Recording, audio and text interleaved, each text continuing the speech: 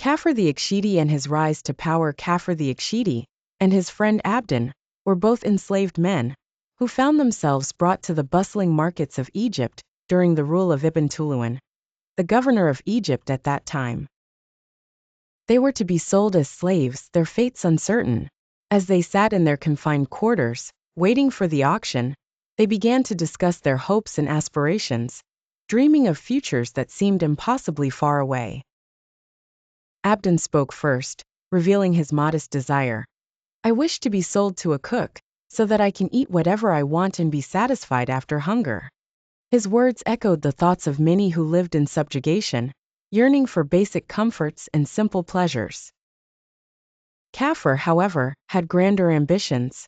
He looked at his friend and replied, "As for me, I wish to own all of Egypt, to rule, to command, and to be obeyed." His dreams were vast, reflecting a spirit unbroken by the chains of his current circumstances. Fate soon intervened. A few days later, Abdin was sold to a cook, while Kafur caught the eye of one of the commanders of Egypt. Recognizing Kafur's remarkable potential, the commander took him into his service. Within a few months, Kafur's intelligence and strength shone through. He quickly became indispensable to his master, who saw in Kafur the qualities of a great leader. When Kafur's master died, he was thrust into a position of power, taking over the command. His keen mind and strategic thinking propelled him into the ranks of the military elite.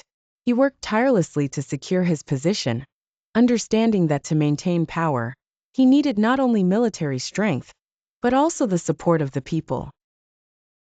Kafur knew that the key to ruling was to build a strong, unified state. He initiated several reforms aimed at improving the welfare of the people. Recognizing that a ruler must be loved and respected, he endeavored to reduce taxes and ensure that resources were allocated fairly. His policies encouraged trade, leading to economic prosperity and an increase in the quality of life for many Egyptians. He also invested in infrastructure, understanding that a strong country needs strong foundations. Kafur commissioned the building of roads and irrigation systems, which transformed the agricultural landscape of Egypt. He initiated public works that provided jobs for the unemployed, instilling a sense of pride and purpose in the people. Through his efforts, Egypt flourished as a center of commerce and culture. As his influence grew, so did his ambitions.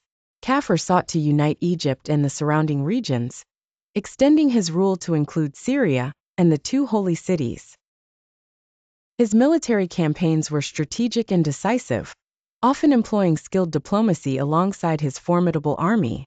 He formed alliances with neighboring territories, recognizing that unity was crucial for strength. One day, as Kafur passed by the cook's house where Abdin worked, he saw his friend laboring under harsh conditions. Abdin had grown weary, his health diminished by the toil of menial labor. Kafur, moved by the sight, turned to his followers and said, "His ambition limited him, which led him to this state, while my ambition lifted me up, allowing me to achieve what you see. If only our ambitions had aligned, we would have shared a common fate." Kafur's journey from a slave to a ruler exemplifies the power of ambition and perseverance. His rise was not just about personal gain, it was about uplifting an entire nation. Nations need individuals with high aspirations and ambitions. They are the builders of life and the leaders of the future in any society, both ancient and modern.